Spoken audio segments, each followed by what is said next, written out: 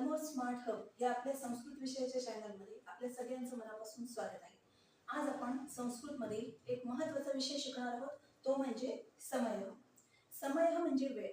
आपल्याला मराठीमध्ये आपण जसं समय सांगतो, किती वाजले हे सांगतो, त्याच पद्धतीने आपल्याला जर का संस्कृतमध्ये ही वेळ सांगायची असेल तर ती कशी सांगायची ते आज आपण पाहणार आहोत। यासाठी आपल्याला संख्या माहित असणं आवश्यक आहेच।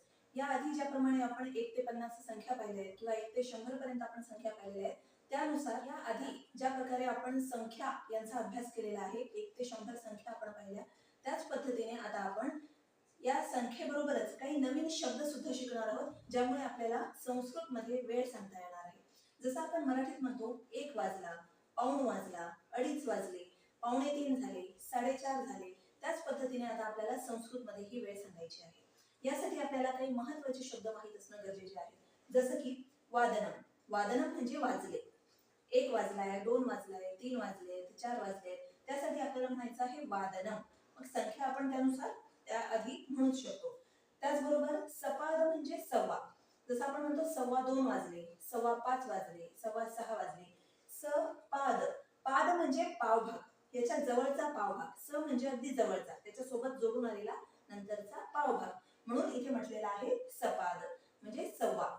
त्यानंतर आहे सार्ध। जेव्हा साडे म्हणजे अर्धा तास झालेला असेल, 30 मिनिटं झालेली असतील, तेव्हा आपल्याला म्हणायचं आहे सार्ध। सार्ध म्हणजे अर्ध, अर्धा भाग झालेला आहे म्हणून सार्ध। त्यानंतर आहे पादोन म्हणजे पावभागच राहिलेला आहे।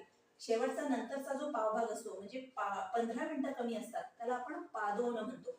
पाद म्हणजे पावभाग, उण म्हणजे कमी आहे। पावभागच कमी आहे म्हणजे पावणे वाजलेले आहेत, 2:15, 3:15, 3:45 अशा पद्धतीने आपण ते सांगू शकतो। त्याचबरोबर आता हे झाले सपाद, सार्ध, पादोन 3 मुख्य शब्द, म्हणजे जिथे आपण सांगू शकतो 4:15, 4:30, 4:45 इतके वाजलेले आहेत। पण जेव्हा आपल्याला मिनिटांमध्ये वेळ सांगायची आहे, तेव्हा आपल्याला मिनिटं जास्त झालेले आहेत की कमी झालेले आहेत हे सांगायचं आहे। मग त्यासाठी आपल्याला शब्द वापरायचा आहे अधिक। जर का 4 वाजून 5 मिनिटं झाली असतील, आता 5 मिनिटं जास्त झालेली आहेत, 4 वाजून अधिकचे 5 मिनिटं झालेले आहेत, म्हणून अधिक पंचवादन असं आपण म्हणणार आहोत। आणि जर का 5 मिनिटं कमी असतील, 4 ला 5 मिनिटं कमी आहेत, अशा वेळेला आपल्याला म्हणायचं आहे उण। पंच उण म्हणजे पंचोन चतुर्वादन, 5 मिनिटं कमी आहेत 4 वाजण्यासाठी। मग अशा पद्धतीने आपल्याला काहीही 5-6 शब्द, अतिशय महत्त्वाची अशी वेळ सांगताना महत्त्वाची आणि उपयोगी पडणारी ही 5-6 शब्द आपल्याला लक्षात ठेवणं आवश्यक आहे। पुन्हा एकदा मी तुम्हाला सांगते, वादनम म्हणजे वाजले, सपाद म्हणजे सव्वा, सार्ध म्हणजे साडे, पादोन म्हणजे पावणे, अधिक म्हणजे जास्त आणि उण म्हणजे कमी। तर आता मी इथे जी घडी तुम्हाला दिलेली आहे, यामध्ये आपल्याला दिसत आहे की 12 वाजलेले आहेत। आता 12 वाजले आहेत म्हणजे 12 ला आपण संख्येनुसार ओळखतोच आहे, द्वादश, आणि वाजले या शब्दाला आपल्याला म्हणायचं आहे वादनम। म्हणजे आता इथे वेळ किती झालेली आहे, घडी किती वेळ दर्शवते आहे, द्वादश वादनम, म्हणून इथे वाजलेले आहे द्वादश वादनम। म्हणून इथली वेळ सांगत असताना आपण म्हणणार आहोत आता द्वादश वादनम, म्हणजे आता 12 वाजलेले आहेत।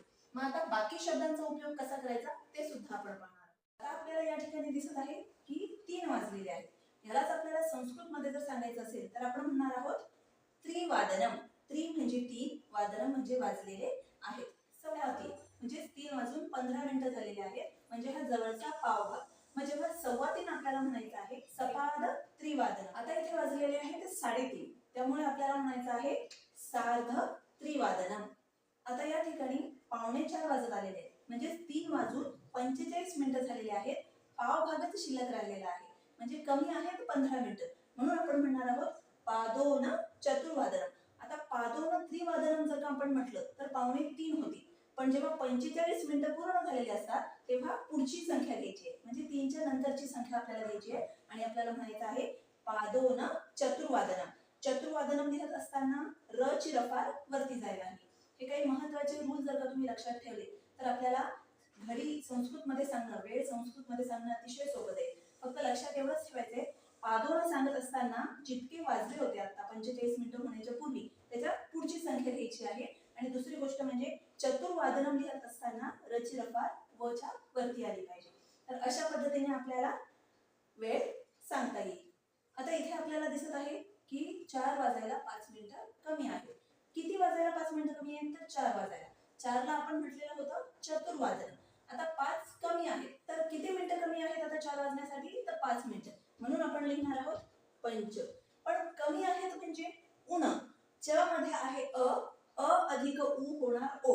म्हणून पंच उण वेगवेगळं न लिहिता आपल्याला त्या दोघांना एकत्र लिहायचंय. च मध्ये उरलेला स्वर आहे लास्टला येणारा अ आणि इथे पहिला स्वर आहे उ. तयार झाला ओ. म्हणून ओकार इथे द्यायचा. पंचोन. पंचोन चतुर्वादनम.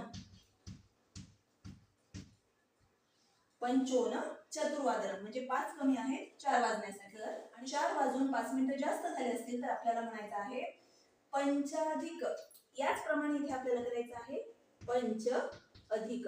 आता अधिकचा हा जो स्वर आहे तो वेगळा न घेता पंचाधिक. च मध्ये अ आहे आणि अधिकचा सुद्धा अ अधिक अ आ म्हणून पंचाधिक चतुर्वादनम. हे जशाला तसं पंचाधिक चतुर्वादनम. तर अशा पद्धतीने आपण संस्कृत मध्ये वेळ सांगू शकतो. कमी आहे 5 मिनिटं असेही सांगू शकतो किंवा जास्त झाले असतील तर 55 मिनिटं जास्त झालेले आहे. पंचाधिक जितके वाजून झाले असतील त्यानुसार आपल्याला तसं सांगता येईल. पंचाधिक त्रिवादनम म्हणजे 55 मिनिटं जास्त झालेले आहेत असं आपल्याला सांगता येतं. तुम्हाला आजचा भाग तुम्हाला कसा वाटला ते कमेंटच्या द्वारे मला नक्की कळवा. तुम्हाला व्हिडिओ आवडला असेल त्याला लाईक करा, शेअर करा आणि सबस्क्राईब करा. पुन्हा आपण नवीन विषयासोबत भेटणार आहोत. अशीच संस्कृत बद्दलची नवनवीन माहिती जाणून घेऊया. लवकरच